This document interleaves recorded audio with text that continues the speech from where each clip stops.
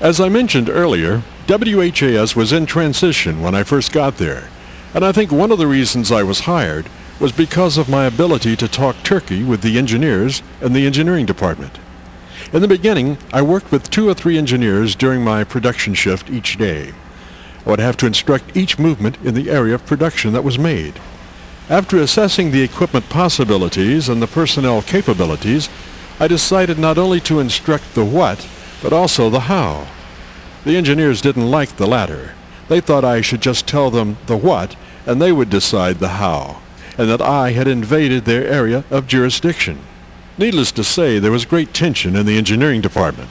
I was rocking their 40 to 50-year-old boat, and they were close to filing an official grievance.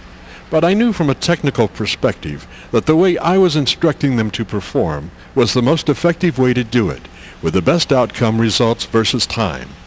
And if it did come to them filing a grievance petition, I could prove my position to be correct. As I understand it, there was a pre-grievance meeting amongst the engineers, and a few of the engineers that I worked with daily stood up for me, and plainly stated that the way I wanted them to work got the job done with the most professional outcome in the least amount of time. The other engineers agreed to take a wait-and-see attitude. That is, they could go along with it until I screwed up, then they would nail me to the cross. So I made sure not to screw up, and I didn't. I know this commentary segment is running long, but I just wanted to set out my situation.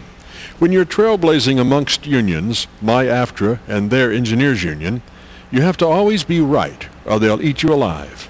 Because unions are always about the average employee, not the trailblazer. I did a special feature about this, that is the sometimes destructive force of groupthink. I obviously had to change the name of the persons involved. It's called Raindrop. A small, insignificant drop of rain falls onto a hillside. That lonely drop of rain is me. But soon I'm joined by other drops, new friends, and together we begin our long journey to the sea. It's slow at first, the traveling is. We're getting to know each other drop by drop. And by the bottom of the hillside, we're moving so fast, nothing can stop. We're organized now. We have direction. We have force. I'm still just that drop of rain, but I'm important to the rest, so on we rush towards the forest. The ground beneath us starts to crumble. I and my companions are tearing great channels into the earth, but I can't be responsible for that. I'm just a small drop of rain. They're the ones, my friends. They have the power. I'm just following with the crowd. A towering tree stands majestically at the edge of the forest, as if on lookout. It sees us coming and tries to warn the rest. But in just a flash, we hit at its base, tearing it out by the roots.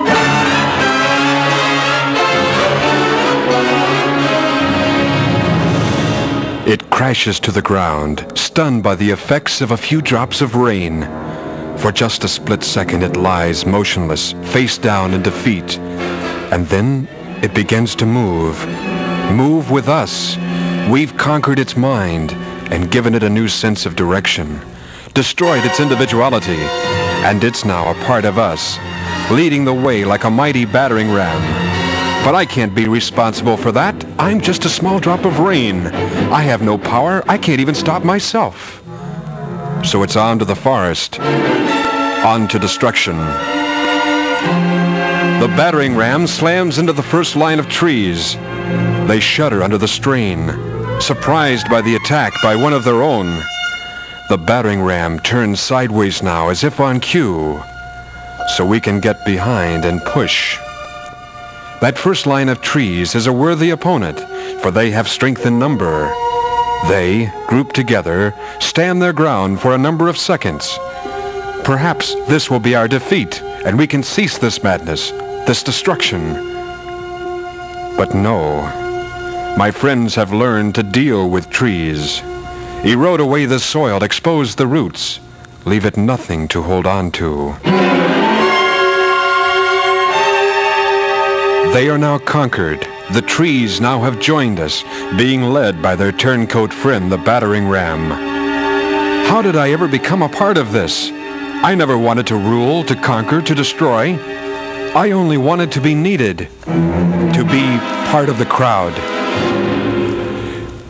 We're rushing down a valley now, pushing half that beautiful forest in front of us, along with all other types of loose debris.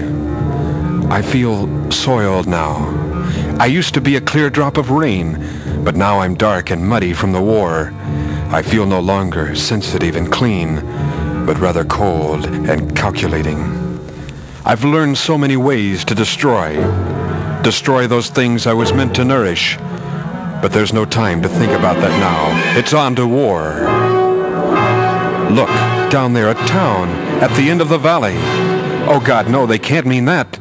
They can't destroy a town. I won't be a part to that. This is my limit.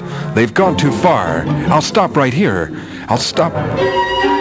I can't stop. I'm part of the crowd now, being swept along. I'm no longer me, but something entirely different from what I used to be.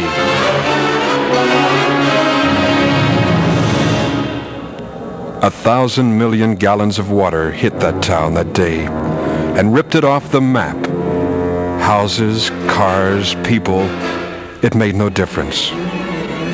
I couldn't bear to watch. I closed my eyes in shame. For weeks after, I floated down the river in a daze, my mind blank from shock. Could I have done this? Me? A little drop of rain? Could I have been a part of all this pain? I even tried to stop them, but it was too late. If I ever have a chance to be that little drop of rain again, an individual, I will know the importance of being myself, the destruction that's possible when you follow the crowd.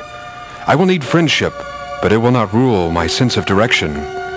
I have an obligation to be myself first, to do what I think is right, regardless of what the crowd thinks, and when their opinions and mine differ, to let it be known what I think right off and to step aside if necessary, before I get caught up in the crowd. You see, an individual drop of rain is indeed a powerful thing.